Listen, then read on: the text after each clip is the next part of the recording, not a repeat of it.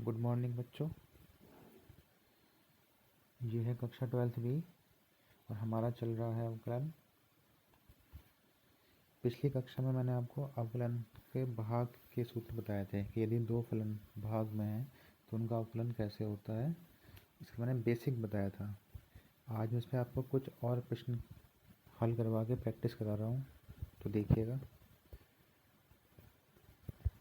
यदि y बराबर log x square upon x, ठीक है। तो देखिए, देखने में तो हमें ये ऐसा प्रतीत हो रहा है कि ये भाग का प्रश्न है और इसमें हम भाग का सूत्र लगा के इसे आराम से हल कर देंगे, ठीक है। लेकिन कुछ प्रश्न ऐसे होते हैं, चाहे वो लॉग के हों या ट्रिग्नोमेट्री के हों, कि अवकलन करने से पहले यदि उन्हें हल किया जा सकता है सरल करने के लिए, तो पहले उन्हें हम हल कर लेते हैं। चाहे वो लॉग के प्रश्न है, वो ट्रिग्नोमेट्री है, वो बहुपद है, कोई से भी प्रश्न है, ठीक है। जैसे ये हमें प्रतीत हो रहा है, ये सवाल हम पहले अवकलन करने से पहले हल कर सकते हैं, इसलिए इसे पहले हम हल करेंगे। क्योंकि हमें पता है एक लॉग का सूत्र है आपके पास कि लॉग ए की घात बी बराबर होता है बी लॉग ए के, सही है। ये सूत्र मैं इसमें अप्लाई कर रहा हूँ, तो ये बन जाएगा हमारा y बराबर 2 log x अपॉन x। अब देखिए, अब इसे हम हल करेंगे भाग के सूत्र से। तो देखिए इसे कैसे हल करेंगे।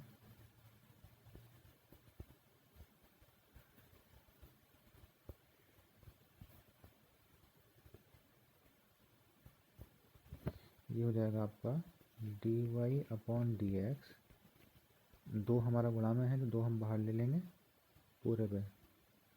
अब पहले x ऐसे का ऐसे ही और log x का अवकलन 1 अपॉन एक्स माइनस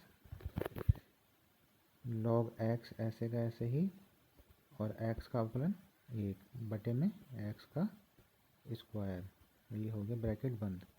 इस x से ये x कैंसिल हो जाएगा, उत्तर हमें मिल जाएगा 2 गुणा, यहाँ से 1 बचा, माइनस का log x upon x square. ये आपका उत्तर हो गया, ठीक है।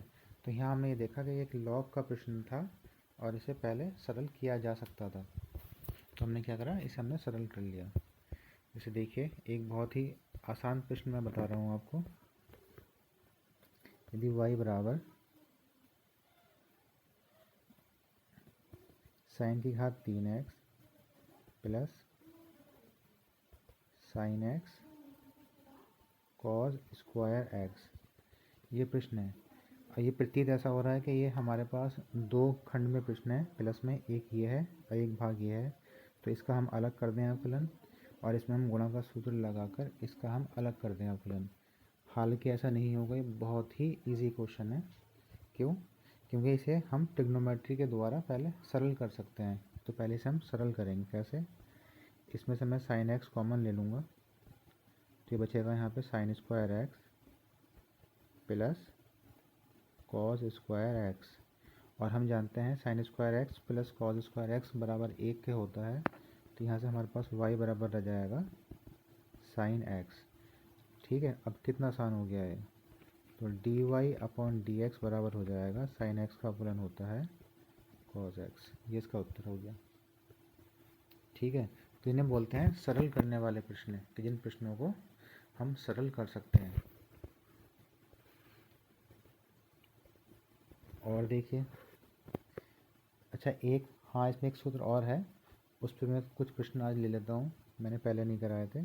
जैसे कि d अपॉन डी एक्स ए की घात x।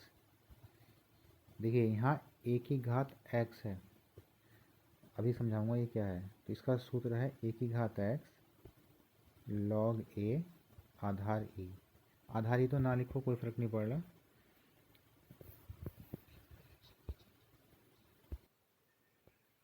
सॉरी, वो बीच में कोई और पेज ओपन हो गया था। हाँ, तो मैं बता रहा था आपको कि d अपॉन डी एक्स ए की घात x बराबर होता है ए की घात x लॉग ए। यहाँ ए क्या है, यहाँ ए कोई अचर पद है। ए का मतलब ए ही नहीं है, बी भी हो सकता है, सी भी हो सकता है।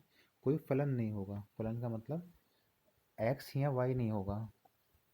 ठीक, यानी ए यहाँ कोई फलन नहीं है, उसके अतिरिक्त कुछ भी हो सकता है, और ए शून्य भी नहीं है, ए नॉट इक्वल टू ज़ीरो। एक ही ए कोई संख्या भी हो सकती है, 2 4 6 3 5 7, कुछ भी। तो उसका क्या सूत्र होगा, ए की घात एक्स लॉग ए। यहाँ लॉग ए पर देखिए आधार मैंने लिखा नहीं है। जब किसी लॉग पर आधार नहीं लिखा जाता बेस, तो वहाँ बेस क्या होता है उसका, ई होता है। उसका आधार कितना माना जाएगा, ए माना जाएगा। अब सवाल देखिए जल्दी से इस पर। यदि y बराबर 5 की घात x, तो dy अपॉन dx बराबर हो जाएगा a की घात x का, a की घात x log a होता है। यहाँ a की जगह 5 है, तो ये 5 की घात x log 5 हो जाएगा। सही है, बहुत इजी क्वेश्चन होते हैं इस पर। अगला देख लीजिए इस पे, जो थोड़ा महत्वपूर्ण है इस बारे में। यदि y बराबर 10 की घात x, ये क्वेश्चन थोड़ा इम्पोर्टेंट है, तो इसका क्या होगा, तो उसका dy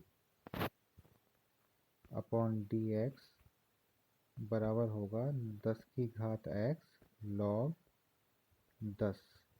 अब यहाँ बच्चे गलती ये करते हैं कि 10 log 10 की वैल्यू उन्हें पता है 1 होती है, तो वो इसकी वैल्यू 1 रख देंगे, उत्तर आ जाएगा 10 की घात x। हालांकि ऐसा नहीं है, log 10 की वैल्यू 1 तब होती है जब उसका आधार 10 हो। मैंने बताया अवकलन में आधार हमेशा e होता है, इसलिए लिखा भी नहीं जाता। जब आधार ई के अतिरिक्त कुछ और होता है तो वो हमेशा लिखा जाएगा, और जब आधार ई होगा तो चाहे आप उसे लिखें या ना लिखें, वो ई ही माना जाता है। तो अवकलन में आधार 10 नहीं होता, बल्कि अवकलन में आधार ई होता है, और बेस ई पर 10 की वैल्यू 1 नहीं होगी। तो इसका उत्तर यही रहेगा। सही है। अब ये एक ही घात एक्स प्लेट गुणा का सवाल देखिए आप। यदि y बराबर एक ही घात एक्स sec एक्स, तो dy अपॉन डी एक्स ज्ञात कीजिए। इसमें क्या करते हैं हम, पहले वाले का अवकलन करते हैं, दूसरा ऐसे कैसे छोड़ देंगे। तो एक ही घात एक्स का अवकलन हो जाएगा एक ही घात एक्स log a, और sec एक्स हमारा ऐसे ही रहेगा प्लस। अब दूसरा वाला ऐसे का ऐसे ही रहेगा एक ही घात एक्स, और sec एक्स का अवकलन होता है हमारा, सूत्र है हमारे पास sec x tan x.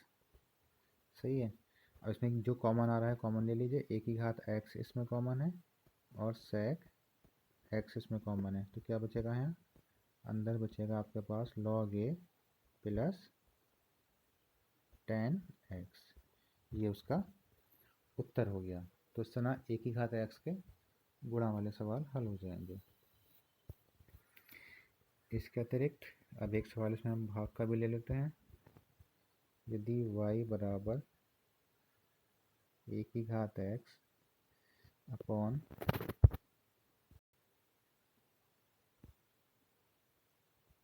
X की घात 4, तो उसका क्या होगा, d y upon d x बराबर होता है, हमें पता है। पहले इसमें ऊपर वाले का करते हैं, तो ऊपर वाले का हो जाए, और नीचे वाला ऐसे का ऐसे ही रहेगा, यानी एक्स की घात 4 ऐसे का ऐसे ही, और एक ही घात एक्स का हो जाएगा एक ही घात एक्स लॉग ए, इसमें माइनस लगाया जाता है। उसके बाद अब एक ही घात एक्स ऐसे का ऐसे ही रहेगा, और एक्स की घात 4 का हो जाएगा एक्स की घात 4 का होगा 4 एक्स की घात 3, अब बटे में हर का स्क्वायर होता है, मैंने बताया था। तो ऊपर क्या कॉमन आ रहा है, ऊपर हमारा कॉमन आ रहा है एक्स की घात 3, और साथ में आपका कॉमन आ रहा है एक की घात एक्स। तो यहाँ बचेगा आपका एक्स लॉग ए माइनस का 4, और बटे में हो गया ये एक्स की घात 8। ठीक है, एक्स की घात 8 हो गया। यहाँ मैं ऊपर का साफ कर रहा हूँ।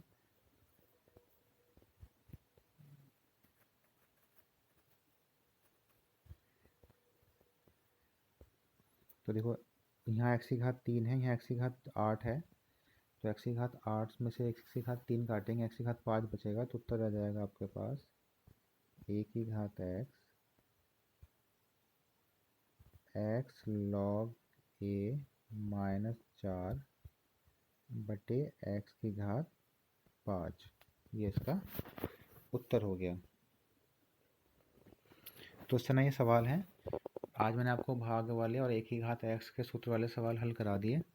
इन्हें आप देखिए, प्रैक्टिस कीजिए, अपनी बुक उठाइए एनसीईआरटी वाली, उसके प्रश्न हल करने की कोशिश कीजिए। जो नहीं हो रहा है आप मुझसे पूछिए। अब जो उसमें थोड़े सवाल मैं बुक से ले लूँगा और वो मैं आपको अगली वीडियो में समझा दूँगा। ठीक है, थैंक यू।